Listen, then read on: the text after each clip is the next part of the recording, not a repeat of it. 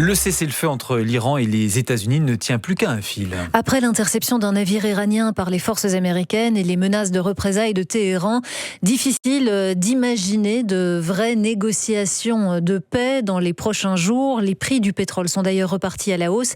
Et face à cette incertitude, les Européens n'ont d'autre choix que de se demander comment réduire à court et à long terme la dépendance aux hydrocarbures. La Commission européenne devrait présenter cette semaine des mesures pour, d'une part, réduire structurellement le prix de l'électricité et, d'autre part, accélérer la transition énergétique. Selon Bloomberg, qui a pu consulter une version préliminaire de ce plan, ça passerait par le télétravail, le renforcement des transports publics, la réduction de la TVA sur les pompes à chaleur et les panneaux solaires, ou encore par le leasing social. En quoi consiste le leasing social ? On va prendre 5 minutes pour comprendre avec un député européen qui défend cette mesure depuis longtemps. Il s'agit de Thomas Pellerin-Carlin, député du groupe des socialistes et démocrates, par ailleurs chercheur.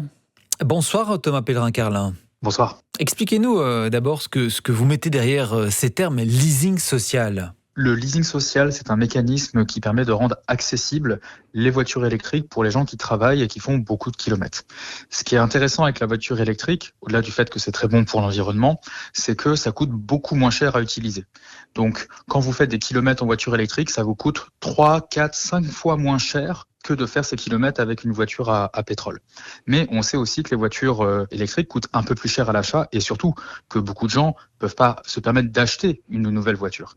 Et donc avec le leasing social, vous avez directement accès à la voiture électrique et en contrepartie, vous payez un loyer modéré de l'ordre de 100, 120, 150 euros par mois.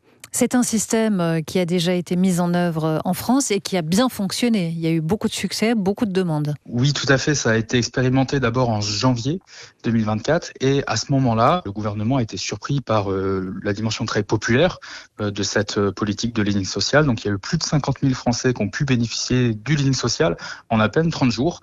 Donc, ça, c'est une bonne chose. L'erreur qu'a fait le gouvernement français, c'est que du coup, ils ont arrêté, ce qui était effectivement une très, très mauvaise idée, puisqu'en fait, si on avait fait un leasing social d'ampleur en France et en Europe, et ben aujourd'hui on serait beaucoup plus résilient face à la hausse des prix du pétrole et tout ce qui se passe en Iran. Le problème, on l'imagine, c'est le financement. En France comme en Belgique, le gouvernement dit dans toutes les langues qu'il n'y a plus de sous. Comment est-ce qu'on finance une mesure comme celle-là ? En fait, on a déjà créé un fonds social climat qui peut financer ce type de mesures. Ce fonds social climat, il est déjà doté de plusieurs dizaines de milliards d'euros à l'échelle européenne et les États européens peuvent l'utiliser depuis le 1er janvier 2026. Et donc en fait là, sur ce sujet précis, il y a de l'argent, ça a déjà été voté. Maintenant, il faut l'utiliser rapidement pour aider les gens qui bossent et qui galèrent à cause de la dépendance à des prix du pétrole qui ont explosé. Si on parle concret, on parle de leasing de petites voitures électriques ? Oui, c'est ça. Donc si vous voulez, vous pouvez prendre une référence comme la R5 de Renault et tout ce qui est plus petit que cette R5-là. Donc on va dire des voitures de l'ordre de 4 mètres de long, grosso modo. Mais vraiment, chaque État est libre de définir les critères. Et on ne finance que des voitures ou il y a d'autres dispositifs accélérant la transition énergétique qui pourraient être aussi mis en location ? Alors, pour moi, ce qui est important, c'est vraiment qu'on déploie massivement le leasing social sur les voitures électriques pour des gens qui sont des auxiliaires de vie, des aides à domicile, des aides-soignants à domicile. C'est vraiment ça la priorité, puisqu'on voit en fait la hausse des prix du pétrole qui a un impact direct et immédiat. Il y a aussi d'autres politiques publiques à mener pour déployer par exemple des pompes à chaleur pour notre industrie laitière, puisque aujourd'hui quand on fait des yaourts, quand on pasteurise du lait, on consomme beaucoup de gaz et les prix du gaz ils ont eux aussi augmenté, mais là il n'y a pas forcément besoin de passer par des mécanismes de leasing. Ça peut être par exemple des prêts à des entreprises comme Lactalis qui peuvent tout à fait investir dans ces investissements écologiques qui sont des investissements rentables. Et pour des outils comme des batteries domestiques par exemple, pour recharger les voitures électriques, ça pourrait être intéressant aussi d'utiliser le leasing ? Alors le leasing c'est un système de location. L'avantage avec la voiture c'est que quand vous la louez, à la fin du contrat de leasing vous pouvez facilement la rendre. On peut penser, beaucoup de gens le poussent du leasing pour des pompes à chaleur, pour des batteries dans des maisons. Là le problème c'est qu'à la fin du contrat ça va être un peu compliqué de désinstaller la pompe à chaleur ou de désinstaller la batterie. Donc pour l'instant, pour ce qui est du leasing, on peut vraiment se centrer sur les voitures électriques. Et après, pour tous les autres équipements de la transition, on a déjà plein de systèmes qui permettent d'atteindre l'objectif sans passer forcément par des mécanismes de leasing.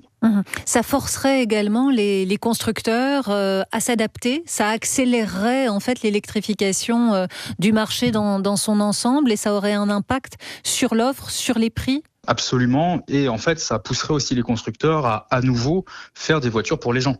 Là, ça fait plus de 20 ans que les constructeurs ne s'intéressent que aux plus riches. Et du coup, ils font des voitures qui sont chères, qui sont grosses, qui sont aussi très gourmandes en matériaux de toutes sortes. Parce que aujourd'hui, l'acheteur moyen d'une voiture neuve, donc soit c'est une entreprise, mais quand c'est un particulier, quand c'est une personne physique, généralement, c'est des gens qui ont 50, 60 ans et plus de 4 000 euros par mois de revenus. Donc voilà. Et donc du coup, à un moment, il est temps aussi de dire, non, nous, on veut que les constructeurs automobiles s'intéressent à la majorité des Européennes et des Européens et qui fassent les voitures dont on a besoin. On n'a pas besoin de tanks qui pèsent 2,5 tonnes. On a besoin de voitures qui sont compactes, qui sont adaptées aux besoins des gens qui bossent et notamment sur les routes de campagne. C'est un truc dont on parle trop rarement, mais sur les routes de campagne, il y a des problèmes. Il y a des routes qui sont assez étroites et parfois vous arrivez avec des voitures tellement larges que ça devient très très compliqué que deux de ces voitures se croisent sur une route de campagne. Merci Thomas Pellerin-Carlin d'avoir été avec nous ce soir. Merci. Merci beaucoup. 17h38.